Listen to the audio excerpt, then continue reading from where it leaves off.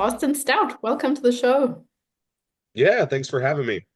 My absolute pleasure. What are you excited for our listeners to learn from our conversation today? I think that I am most excited and hopefully can be able to convey this message in terms of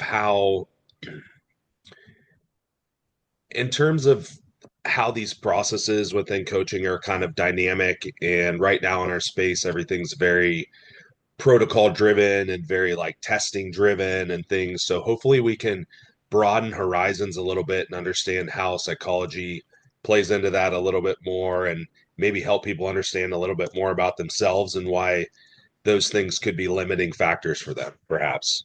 I love it. I think that that's going to be very helpful in the sense of uncovering some hidden self-sabotaging patterns, Right. limiting Yep. beliefs, and just in general where we might be standing in our own ways when it comes to yeah, goal achievement. So very excited for that.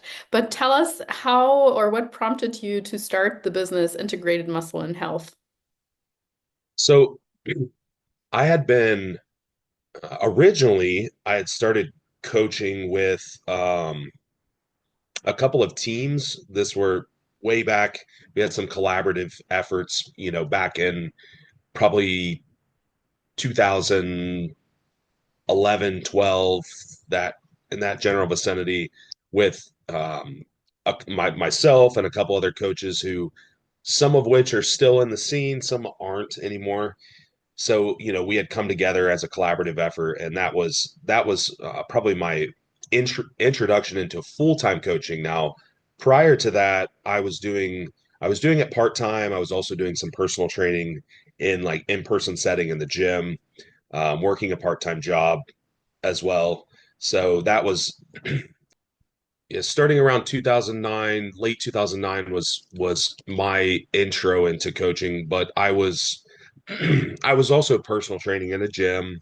Had a little bit of a little part-time job on the side, so dabbling, if you will. I would have been going into uh my freshman year in college at that time. So now keep in mind, 2009, full-time coaching was not really a career.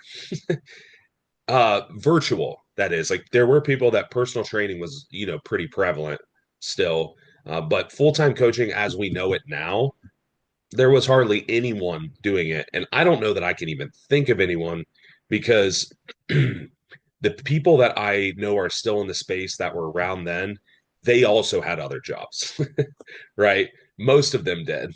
It was kind of like obvious thing to do, you know.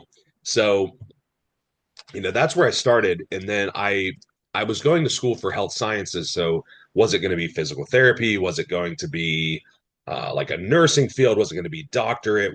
What was that, right? And then I I really fell in love with this idea of coaching. And now keep in mind again, I wasn't really making a whole lot of money back then, but at the same time, it wasn't like I really had a whole lot to lose either, right? It's broke college kid, you know. Just back then you could get an apartment for $500 a month, so you just were trying to get by. So I took a chance on that and went full time with coaching probably around 11 or 12, 2012 maybe. So I had been part-time for a couple years, 2 or 3 years, and it was a slow, I'll be honest, like it was a very slow climb to get to where I am now. A lot of people come in now and it's nothing for people to make, 80,000, 100,000, 120,000. Like to get this six figures in coaching now is it's not, I mean, it took years and years and years and years and years for anyone to even care about anything I was saying, let alone make any money. So very different beginnings than we have in this space now. Well, I love that you stayed persistent and consistent, and I have no doubt that with that also came a lot of experience, a lot of just working through doubts and failures and personal growth. So super, super cool.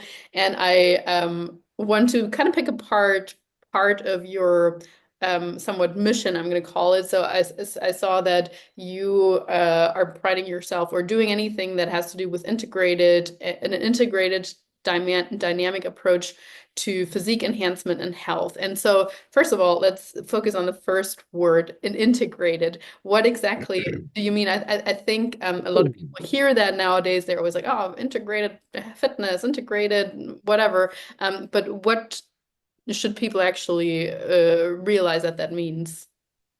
I think that it means, I mean, if I interpret that definition as it is a it's coaching with a wide lens. Like it's I'm not going to use the word holistic because that suggests like holistic medicine or herbal, herbs and things, which hey, we use that stuff too, but it's really utilizing every tool that you have available to you as a coach, right? And it's also understanding that context is key. So I may have these tools available, but they may not be useful or applicable to some people. So we don't just need to do all of the things just because you know how to do all of the things, right? It's really like if you had a client come to you and I had all these tools and I opened up my tool shelf, right? And I could look in at it and I could see all these things. Which ones am I going to grab, right? Which ones am I going to grab and which ones are most important for that client? What is the what are the big movers? What are the big levers that we can pull with people that are going to make a difference? Maybe because all of those things are important, right? Your movement, whether that's cardio, calorie.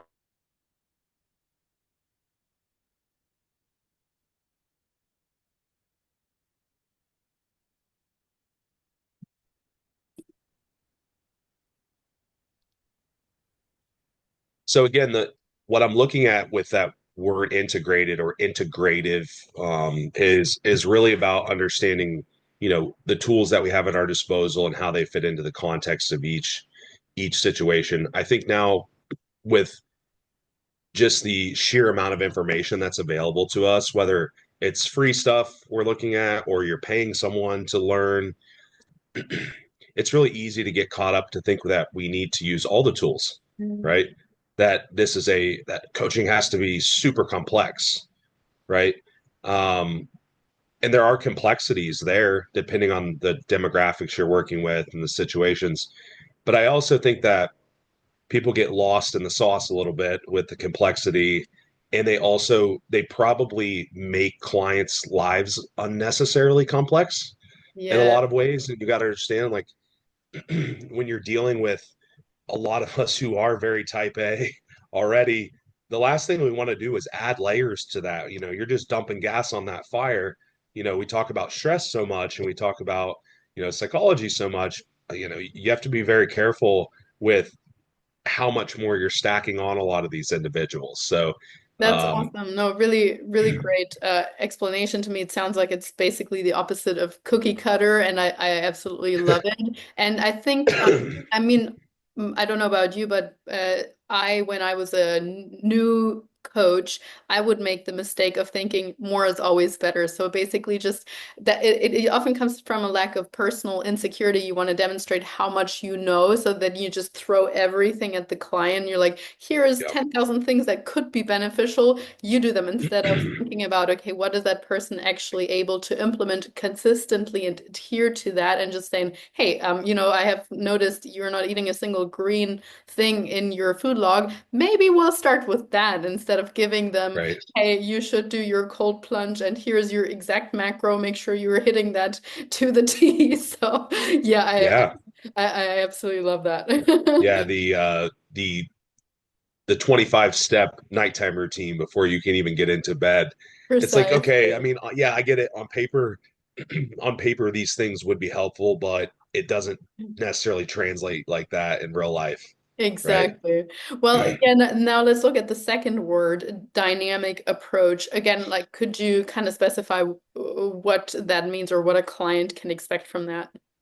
Yeah, when I think of dynamic, I think of just kind of fluidity within within the process, and that's fluidity within both coach and client. So, for example, sometimes, um, well, okay, most recently, for example, I don't know if you've seen this influx of the flu. A lot of people have been getting sick, right? You know, I when I think of dynamic and I think of fluidity, I really think of just the ability to smoothly transition in and out of different things without, again, without making it too complex, without probably getting too frustrated or upset about it, or making irrational, making irrational decisions when things need to change. I know you could get sick or something could happen, or you could have a bad day or a bad weekend. It's very easy to go, you know, oh my gosh, everything's on fire. What do we do? It's like, okay, nope, calm down. How do we navigate this process? But I also have to be able to do that from a coaching perspective, because I think that coaches can also feel when something goes wrong, or I'm not going to even say wrong, when something doesn't go as planned or something comes up that's unforeseen, the coaches can feel a lot of pressure. Sometimes I have to make a change. I have to do something. I have to do something radical to really, keep the interest of this client, or whatever it is. Or on the flip side of that, they might become defensive even. You might feel a little defensive when the client changes their goal, or the client isn't interested in doing something that they were interested in. I work with a lot of competitors. I've had people that clear up into like earning their IFBB pro status, and then they're like, well, I don't want to compete anymore. I said, okay, let's break that down. Why? Make sure this is a rational decision first. And if it is, that's fine. I'm just here to help. Like, these are not my goals, right? My idea of what someone should be doing, I'm going to try to keep them safe. It needs to make sense. But at the end of the day, they're not my goals, right? Mhm. It's their goals. So there's a lot of, there needs to be a lot of fluidity within the process. My clients will hear me say things like, we're going to call an audible, which like that's like a football term, I guess. But yeah, don't be afraid to make changes. Don't be afraid to scrap something and go a different direction. Don't be afraid to try things, you know. Um, and that's kind of what that dynamic fluidity means. Yeah, I like the differentiation between making irrational decisions out of like weight fluctuations, for instance, and a client might be like, "What's going on? Nothing is happening. Can we just change the macros?" And you're like, "Hey, listen, take a clear look at this. Have you been eating out more? Was there more stress? Have you had more sodium? Blah blah blah." The kind of thing, and making sure it's not an actual stagnation, and rather maybe going back to adherence once more. Or then on the other side, as you mentioned, especially again, as a newer coach, you might be inclined to change things up a little bit too much, perhaps because you just feel like you want to keep that client interested by mucking around with the numbers too often. And then at the same time, as you said, that reminder that it is perfectly fine to change your mind, just make sure that it's truly what you want. So I like that explanation, and kind of go into the last part of the physique enhancement and health. And to me, at first, when I read that, I was like, yeah, okay, it makes perfect sense. And then my next thought was, well, sometimes those two are contradictory, I think, perhaps. 100%. So yeah, maybe you can lay that out, how you convey that to your clients, that they're not always aligned, those two. Those they're not synonyms. They don't necessarily mesh all the time. But there's a time and a place for both. And I can say I've never really niched down in terms of my client demographics. So I work with, I work with everyone. I'd say like I can anyone that will allow me to coach them, that won't, that we're not like abrasive and fighting all the time. We can work towards any goal. And there's nothing wrong with having a niche, but it's just not the direction I took my business. So, on any given day, I may get an update from like a pro bodybuilder who's 300 pounds, like huge person, and then a postpartum mom 5 minutes later, right? So I have to go switch, brain switch, right?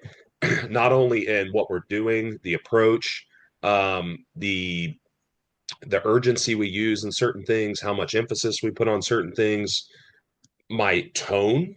I don't know. I mean, even just the way that I talk to people, I mean, everyone responds. Some people are pretty cut and dry. It's like, just shut up and do it. Some people respond to that. Other people definitely don't. Right.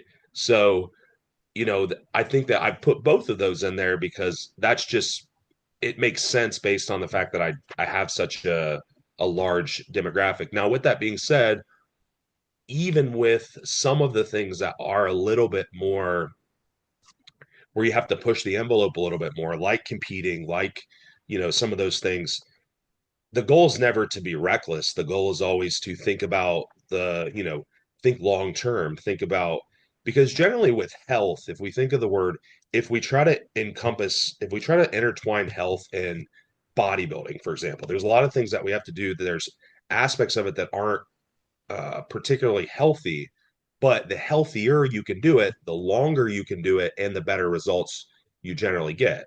Because if you're short sighted, a lot of people have competed once, competed twice, and their bodies broke down into a million pieces and they never are able to do it again. And that kind of seems silly, right? Like, that's not I assume that most people's goal isn't to just, you know, YOLO, as they would say, and just go for it and then never be able to do it ever again. That would be pretty disappointing, but that happens often, right? So you still have to it's chess, right? It's chess, not checkers. Mhm. Thinking ahead, 3 moves, 5 moves, 6 moves, 10 moves. While you can't predict the future, life is a wild card. Like, life is always the wild card because I don't know what's going to happen in people's lives, and they don't either. But we can do our best in that regard. Yeah, and I think you put that quite nicely that we kind of want to have a baseline or a small level of both at all times. Let's say we want to keep the bodybuilder somewhat healthy or as healthy as we can, but knowing that they're probably not going to be at their healthiest, they're probably going to be peaking at their aesthetic, at least that's what it's about. And likewise, if you have someone coming to you complaining of certain health issues and they really, really want to optimize their gut health, their hormones, whatever it might be, that might mean that they're not necessarily going to be at the peak of their aesthetics if you're pursuing one or the other. So I really like that differentiation. And you mentioned stress earlier, and it kind of makes me want to shift a little bit into another area of yours that I know that you're passionate about, and that's kind of blood work. And I've often thought or also heard clients asking me, like, how do I even know, well, something is wrong aside from the fact that it's out of the ranges, but how can we like look at our labs and identify stress on there? Because I think many of the high achieving type A sort of people that you and I both work with, we sometimes don't even think we're that stressed. Like, yeah, we know we have a lot on our plate, but it's just it's Right. life's always been that way. So if I as a coach tell them, hey, your cortisol is probably in overdrive or something like that, they're like, no, no, no, it's fine. This is normal. I've always been that way. But yeah, how can we ourselves recognize or demonstrate to our clients as well that they are stressed through lab work? So the first thing I would say is, when you're looking at when you're looking at stress, it's important to differentiate the idea of how much stress is in your life and then also how you perceive that, right? I mean, I have plenty of people that on paper, if you wrote down all the things that they had to do in a day or a week, it looks pretty stressful, but their perceived stress is not nearly as high as someone else who on paper has a lot less going on, right? That is a skill, that is an experience. Even, if you've not had, I suppose, if you've never really had that, it would be hard to go from having kind of a life of leisure to owning 2 businesses and doing all of this stuff. Like, that would be a shock, and your level of perceived stress would be extremely high versus had you done that slowly over time, perhaps, right? So but perceived stress can also be a skill, right? It can be that idea of figuring out, how do I respond to things a little bit more rationally and logically and evaluate them with less emotion. Um, so maybe a different conversation, but I think it's important to point that out, right? because a lot of people, again, they get confused. They might say, I'm not really doing that much and there's not really anything going on that would stress me out. I said, there doesn't have to be anything going on. I have plenty of people that don't have anything going on. I mean, again, on paper, but that doesn't mean that they're not sitting there in their head all the time, right? So they're driving these psychological stress. It's like water just dripping on your forehead constantly. It's torture, you know? So, and it could be anything. I mean, people can overanalyze anything, you know? It could be just like, what am I going to have my next meal? And that's all you think. It's just, you name it, it could be stressful. So, when we're looking at lab work, uh, most people are going to gravitate towards like cortisol levels, perhaps, or maybe things like inflammatory markers or something. But there are a lot of things that we'll see manifest on labs, especially with chronic stress over time. Um, we start to see some issues with immune function. So we'll see, perhaps like lower white blood cells. If you can get a little more nitty gritty with that, you can look at, when we look at blood work, we have a CBC, which is our complete blood count. And then most of the labs have what they call a differential. So it would show the different types of those white blood cells. So you'll see things like neutrophils and lymphocytes and eosinophils. And you may see like low neutrophil counts and a lot of folks that have, gut issues. You may see just overall low white blood cell counts in people. Yes, cortisol is, while it's not, it's very it's variable. It changes a lot. So if you draw a fasted lab, you're kind of only getting, like this is your morning cortisol when you wake up. It's not nothing. I mean, it's still, if you have that number and you can match up with symptoms and match up with your life, it's still very valuable, right? None of these markers in isolation are necessarily the end all be all. Now, if they're way, way, way off the range, you pretty much know what's going on, but it's usually an accumulation of those markers, right? Blood glucose levels, like that's something we could even check with like a glucometer. We can see, wow, you're not eating a whole lot of food, you're not really overweight. Why are we having a fasting glucose of 115 all the time? Stress again, right? Waking response, poor sleep, all these things. So inflammatory markers, white blood cells, definitely cortisol. Nutrient deficiencies are another really common one that we'll see pop up. And that can be dietary. Now, granted, I would say that a lot of the common nutrient deficiencies we see outside of maybe vitamin D, which is more common, where do you live, how much sun are you getting, so on and so forth. But seeing things like B vitamin deficiencies and seeing things like magnesium deficiencies, you think, well, that's kind of odd because how would I be deficient in, vitamin B12 if I'm eating, animal proteins? And I probably get plenty within one meal of chicken or beef. Doesn't take a whole lot. Those can be gut issues, those can be absorption issues, motility issues, or things like magnesium, for example, which is pretty common, seeing like low alkaline phosphatase levels. Metabolic demands of these things, if you're really high stress, certain minerals might be needed to create adrenaline, for example. So if you're kind of your sympathetic nervous system is very stimulated all the time, you could think of it as these are like gas. You're using more gas all the time, so your body's kind of blowing through this stuff at a higher rate. So you might see nutrient deficiencies because of that. But normally you'll see a combination of these. You'll see a combination of the white blood cells, the cortisol, the nutrient deficiencies, the glucose, the insulin levels, triglyceride levels, all that stuff. It's not common that you're going to maybe only see one of them in isolation in a chronic stress situation.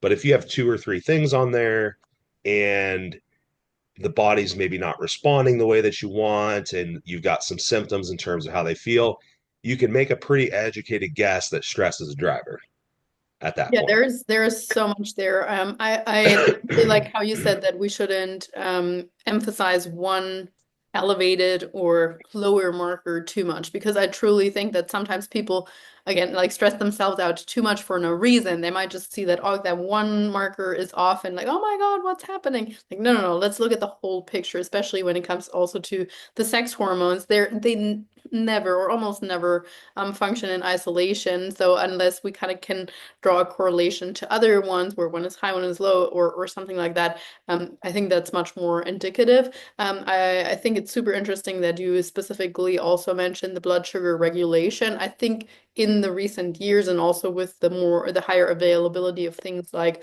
a continuous glucose monitor or so, people are paying a bit more attention to their blood glucose level and blood sugar regulation in general. And I think that's really, really quite helpful actually, because it can also help us uncover why we're feeling low in energy certain days, or then for women with who are also dealing with PCOS or endometriosis, all these kind of things, how there's an interplay of all of that. And I think that's really, really quite helpful if we're looking at the entire picture.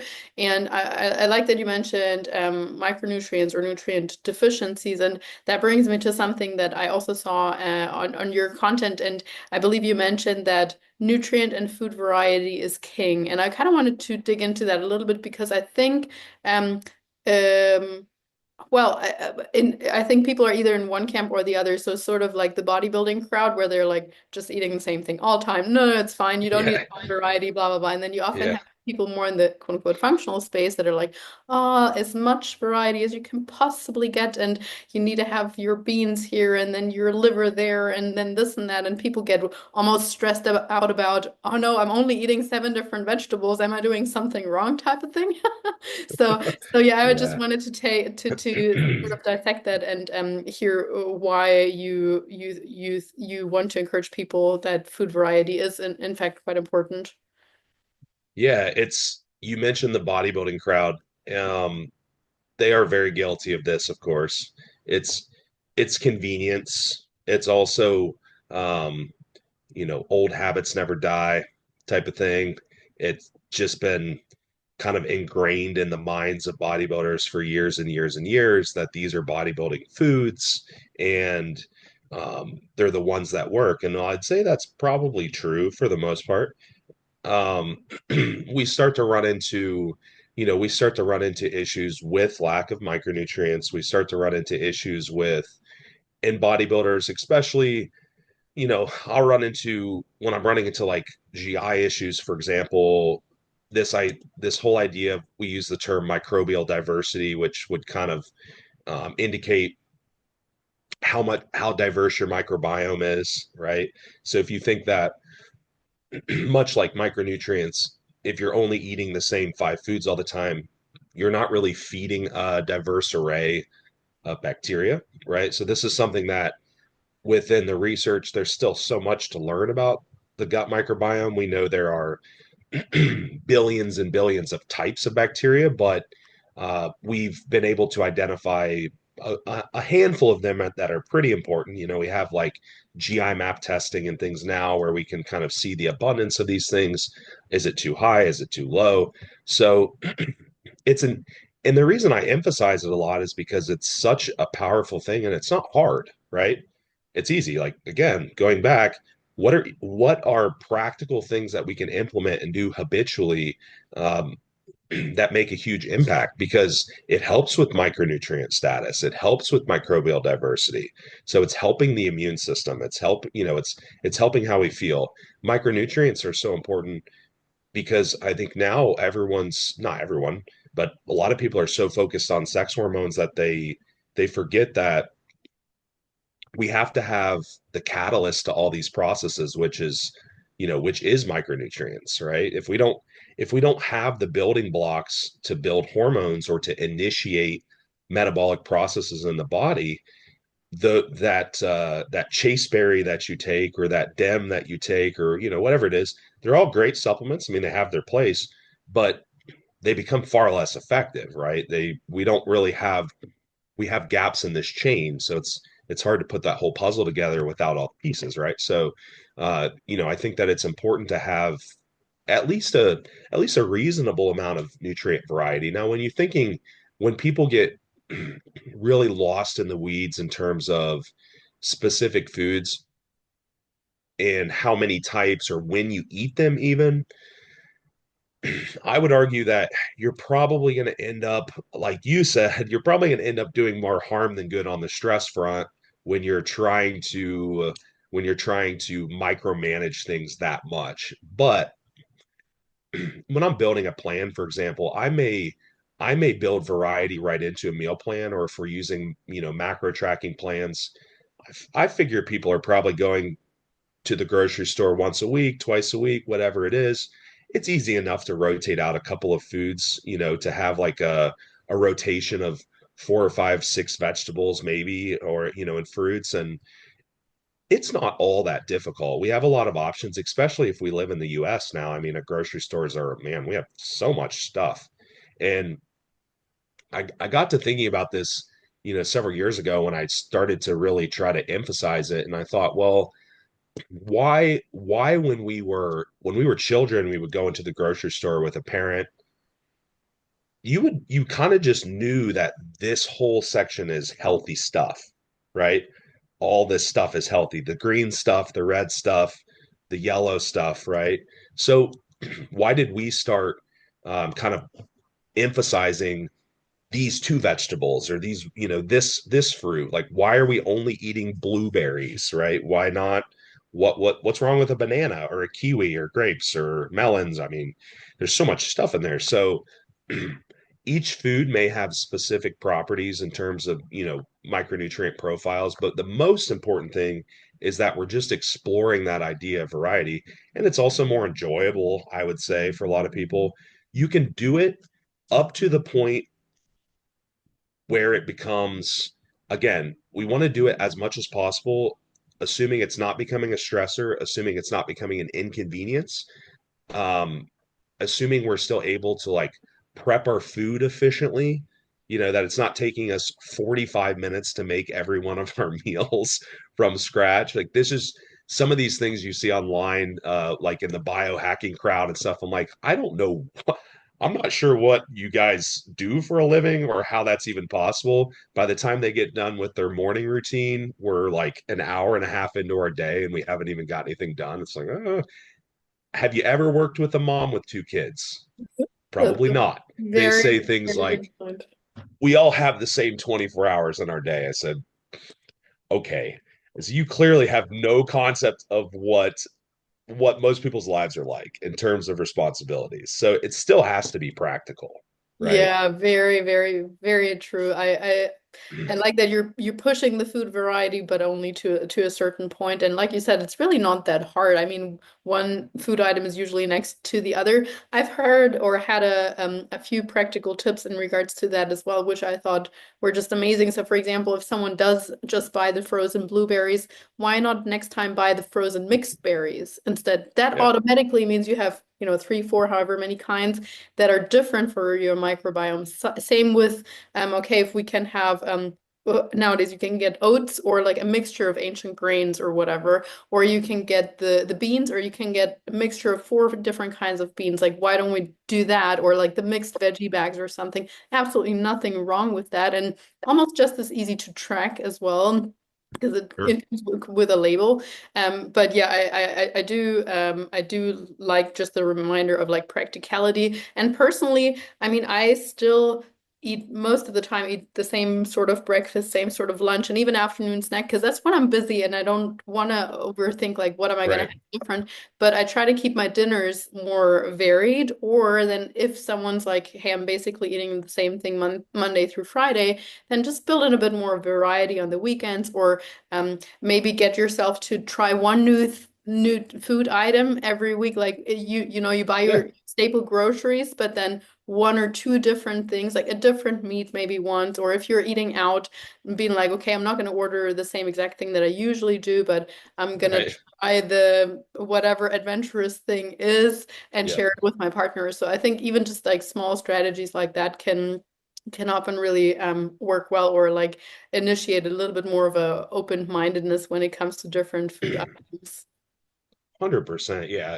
You, again, just try something else next time you go into the grocery store. You know, Yes. you Yeah, might you exactly. might find you might surprise yourself, you might Yes. surprise yourself that you like something else. Exactly. Yeah, and to the point of gut health, and I mean, I'm totally in agreement with you that we're just really in the infancies when it comes to learning more about the gut microbiome. But what is a way that we can actually test for gut health? Because I think there are a lot of sort of schemes out there that are probably not that efficient either. Let's just say, a hair test, or then the next person is a saliva test, the next person says stool test, and of course, stool test is probably quite reliable. But yeah, what is your go-to method that you advise? Yeah, the stool testing, stool testing's probably giving you the most information with the most accuracy, I would say, just because with the stool testing that we're using a lot of time, like um, I most often use the Diagnostic Solutions GI map, which is the one a lot of us use, especially here in the US. I work with some overseas people and they have some different testing available, similar though. So the advantage to that is that we're not just looking at bacteria.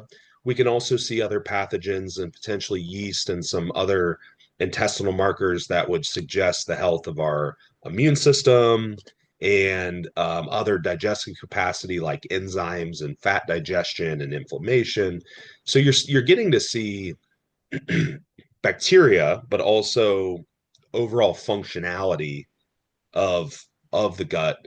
Whereas yeah, you can do something like a SIBO breath test, which will test, hydrogen and methane gases, but that's all that it's testing, it's limited, right? So it would show you what it's able to show you, but with at least with a stool test, you're able to get a lot more information with relatively good accuracy. You know, food sensitivity testing wouldn't bother. It's pretty inaccurate. There's not really an accurate way to test that stuff. And also, anytime I'm getting people with a lot of food sensitivities, it's usually you have an underlying gut issue, right?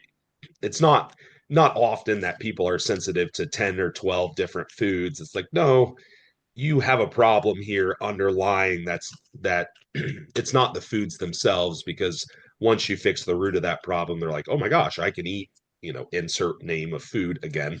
And they don't tend to have those problems anymore. So, yeah, stool testing, probably our best bet, right? Currently.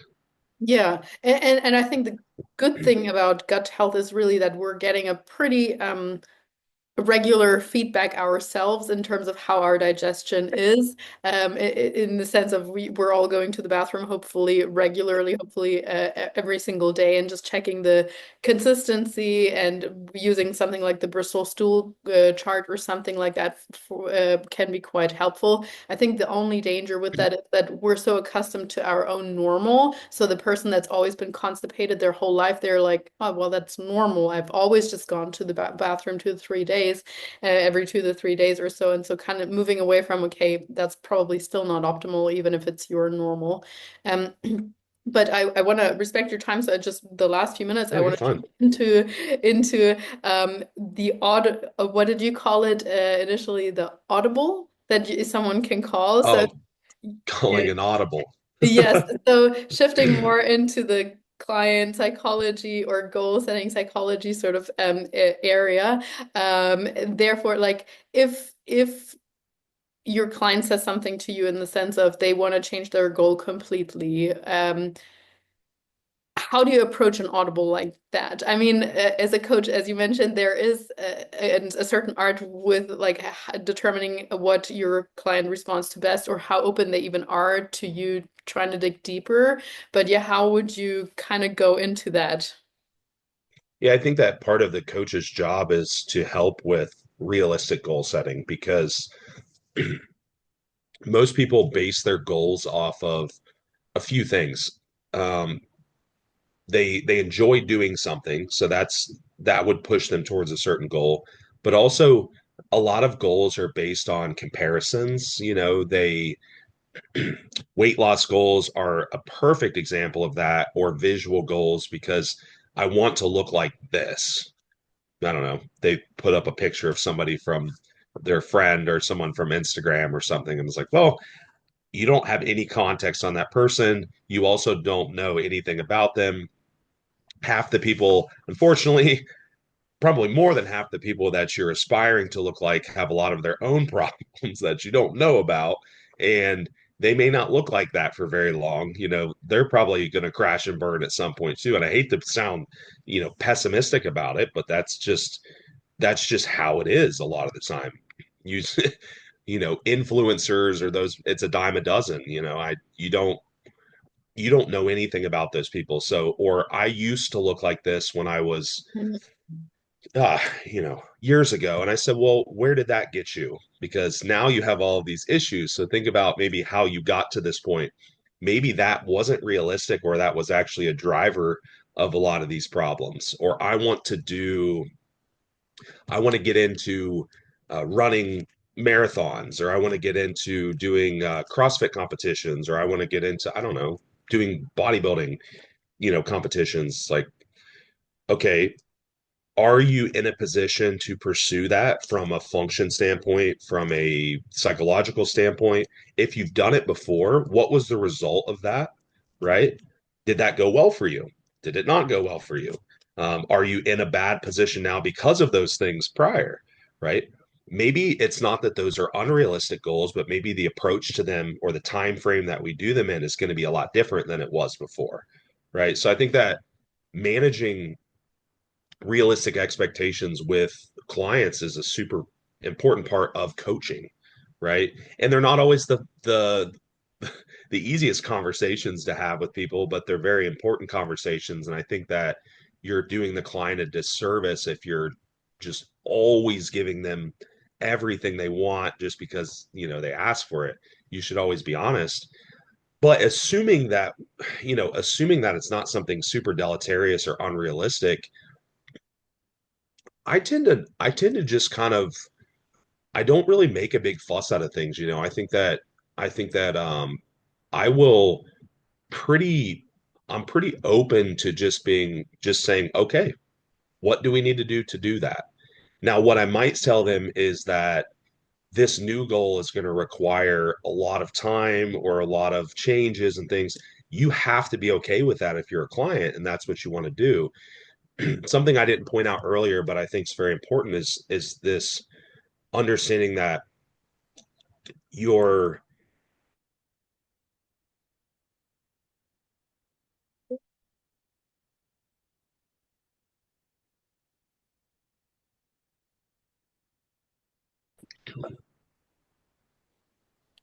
yeah, this understanding of, if you've been, I like to give examples. I think examples make things a little easier to understand. So let's say that you've been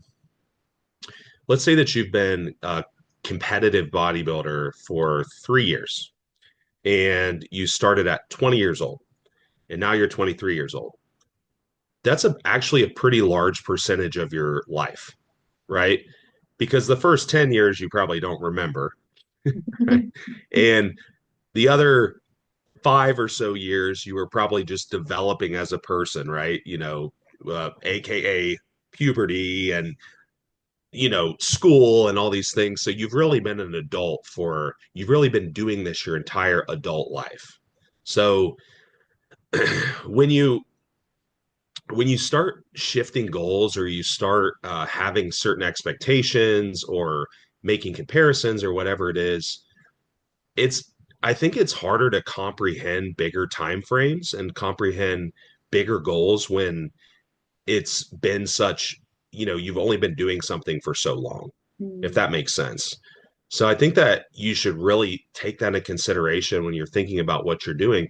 Not only that, can be positive and negative. So when I say it can be negative, well, it could be something like, I want to do this, and you're kind of forgetting that you're 23, but by the time you're 30, you might want to have a family, and you might have a relationship, and you might have all these things. I hope you don't have regrets about some of the stuff you're doing now. You could still do it, but maybe that you could be a little more patient with it and take a little bit more intelligent approach. So when you're at childbearing, financially, and you have, a spouse and all these things, that you're not, you hadn't shot yourself in the foot already, right? So the plus side is you're young. your body's more resilient. You have a lot of time. So I would say that in either case like that, you really do need to try to think big picture about what you're doing and the decisions that you're making. Because I know I've been bodybuilding competitively since I was 18. I did my first competition at 18. My life has changed. I mean, everything about my life has changed. I'm still a bodybuilder, but the way that I do it, the way that I approach it, all of those things I consider, it's all totally different than it was 10 years ago or 15 years ago. So when you are making those decisions, something I'm thinking about as a coach is that idea of what life is going to potentially bring you and how that might align or not align with your goals, right? So I think that's maybe an overlooked aspect of goal setting for sure.